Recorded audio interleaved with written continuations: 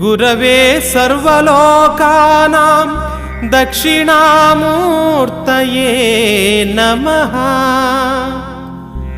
ॐ नमः प्रणवार्धाय शुद्धज्ञानैकमूर्तये निर्मलाय प्रशान्ताय दक्षिणामूर्तये नमः।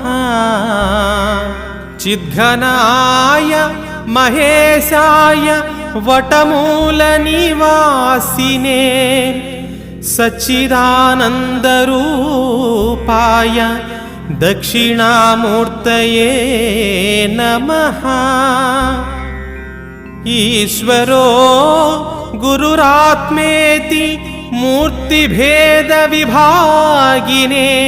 व्योमवद्व्याप्तदेहाय दक्षिण